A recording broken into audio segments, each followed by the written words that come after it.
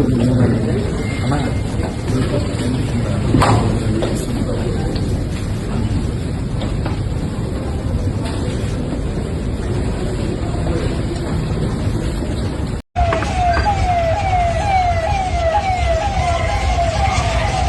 నాయుడు, అమ్మన్నమ్మ ఈ దంపతులకి పుట్టినటువంటి రెండో సంతానం రామ్మూర్తి నాయుడు, ఫస్ట్ చంద్రబాబు నాయుడు.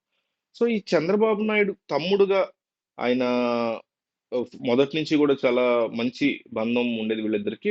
78లో 1978లో చంద్రగిరి నియోజకవర్గం నుంచి చంద్రబాబు నాయుడు ఎమ్మెల్యేగా పోటీ చేస్తున్నటువంటి టైంలో ఆయన గెలుపుకి చంద్రబాబు ఎమ్మెల్యేగా ఇక్కడ గెలవడానికి one of the main reasons అంటే ఈ రోజు చంద్రబాబు నాయుడు రాజకీయ జీవితం ఈ లెవెల్‌కి రావడానికి ఆ గెలుపు చాలా ఇంపార్టెంట్. ఆ గెలుపుకి అత్యంత ముఖ్యమైనటువంటి కారణం అంటే 45 ఏళ్ల క్రితం సంగతి. ఆ 45 ఏళ్ల క్రితం రామ్మూర్తి నాయుడు ఇచ్చినటువంటి ఆ సపోర్టు, ప్రోత్సాహం చిన్న చిన్న కాంట్రాక్టులు చేస్తూ వచ్చినటువంటి ఆ డబ్బుతో తన అన్న గెలుపు కోసం ఆయన చేసినటువంటి కృషి ఇవన్నీ కూడా వర్కౌట్ అయ్యి 78లో చంద్రబాబు నాయుడు ఎమ్మెల్యేగా గెలవడానికి ముఖ్యమైనటువంటి కారణంగా అప్పట్లో రామ్మూర్తి నాయుడు ముఖ్య పర్సన్‌గా ఉన్నట్టుగా చెప్తారు. ఆ తర్వాత అట్లా అట్లా రాజకీయంగా ఇద్దరు కలిసి ట్రావెల్ చేస్తే అంటే అన్నయ్య గెలుపు కోసం చాలానే ఆయన రాజకీయంగా అన్నయ్య ఎదగడం కోసం కష్టపడ్డారు. ఆ తర్వాత టీడీపీ పార్టీలోకి చంద్రబాబు నాయుడు రావడం. 94 ఆ టైంలో ఈయన గూడా చంద్రగిరి నియోజకవర్గం నుంచి సీనియర్ ఎన్టీఆర్ టికెట్ ఇవ్వడంతో చంద్రగిరి నుంచి చంద్రబాబు ఎక్కడైతే గెలిచారో అదే చంద్రగిరి నుంచి టికెట్ ఇవ్వడం. చంద్రబాబు అప్పుడు కుప్పం గెలిపినట్టున్నారు. పోటీ చేశారు రామ్మూర్తి నాయుడు గెలిచారు. గెలిచిన తర్వాత ఏం జరిగిందంటే, ఈ చంద్రగిరి నియోజకవర్గం పట్ల ఆయనకి విపరీతమైనటువంటి సెంటిమెంట్ యాడ్ అయిపోయింది.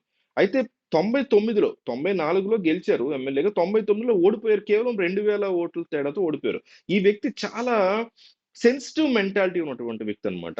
అంటే రాజకీయాల్లో ఆ రకమైనటువంటివి ఉండకూడదు. నిజానికి రాజకీయాల్లో సిగ్గు, ఎగ్గే ఉండకూడదంటారు. అట్లాంటిది సెంటిమెంటల్ మైండ్ సెట్ ఉండకూడదు. ఈయనకి విపరీతమైనటువంటి సెంటిమెంటల్ మైండ్ సెట్. దాంతో ఆయన ఓడిపోయారు.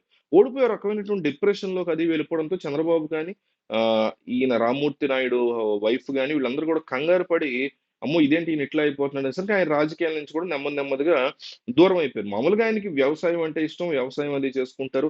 చిన్నప్పటి నుంచి కూడా నాటకాలు పిచ్చి. నాటకాలేయాలని పిచ్చి. ఆ పిచ్చే తన కొడుకును కూడా అంటే నారా రోహిత్ యొక్క తండ్రి రామ్మూర్తి నాయుడు అంటే.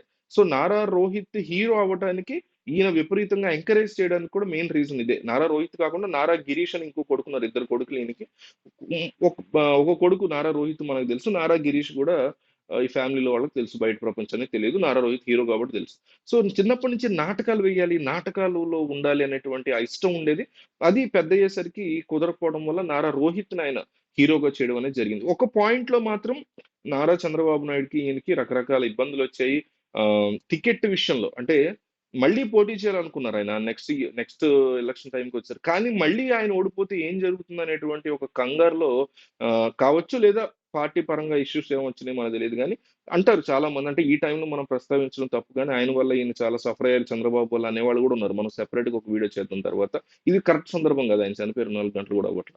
సో, ఆయన వల్ల చంద్రబాబు వల్ల ఈయన చాలా ఇబ్బందులు పడ్డారనే వాళ్ళు గూడా ఉన్నారు. మరి ఏం జరిగిందో గానీ, ఆ తర్వాత ఎలక్షన్‌లో ఇండిపెండెంట్‌గా పోటీ చేశారు రామ్మూర్తి నాయుడు. ఏ పార్టీ తరఫున గాకుండా టీడీపీకి అగైనెస్ట్‌గా ఇండిపెండెంట్‌గా పోటీ చేస్తే 32,000 ఓట్లొచ్చాయి. అంటే ఇండిపెండెంట్‌గా పోటీ చేస్తేనే చంద్రగిరి నియోజకవర్గంలో ఆయనకి ఆ లెవెల్‌లో ఓట్లొచ్చినియి అంటే ఎంతగా చంద్రగిరి ప్రజలు గూడా ఆయన్ని చాలా జాగ్రత్తగా దగ్గర పెట్టుకున్నారు. ఆయన పట్ల నమ్మకంతో ఉన్నారు అనేది మనకు చాలా క్లియర్ కట్‌గా అర్థమవుతుంది. 2004లో జరిగిందిది. 94లో గెలిచి ఎమ్మెల్యే అయ్యారు. 99లో ఓడిపోయారు.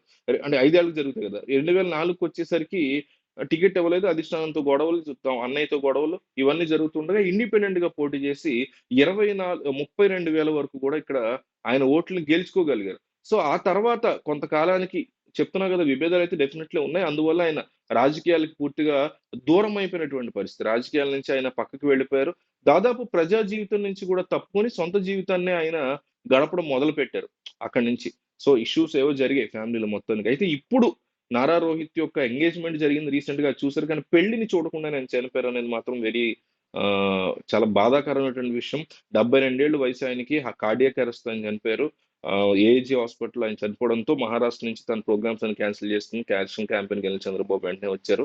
అయితే నారా రోహిత్ యొక్క పెళ్లి బాధ్యతలు ఇక కంప్లీట్‌గా నారా భువనేశ్వరి ఆమె తీసుకున్నారని, ఆమె చేతుల మీదుగానే అతని పెళ్లి జరిగేలాగా ప్లాన్ చేస్తున్నారు. నారా ఫ్యామిలీ అని తెలుస్తుంది. మొత్తానికి ఈయన బ్యాక్‌గ్రౌండ్ అయితే ఇది. ఆయన లైఫ్ విశేషాలైతే ఇవి. చాలా మందికి ఆయన బ్యాక్‌గ్రౌండ్ ఏంటి? అసలేంటి కథ అనేది తెలీదు. విభేదాలైతే డెఫినెట్‌లీ ఉన్నాయి. బట్ స్టిల్ అసలు చంద్రబాబు నాయుడు ఈరోజు ఈ పొజిషన్‌కి రాగలిగారు అంటే ఖచ్చితంగా 78లో రామ్మూర్తి నాయుడు పడినటువంటి కృషే అని చెప్తారు.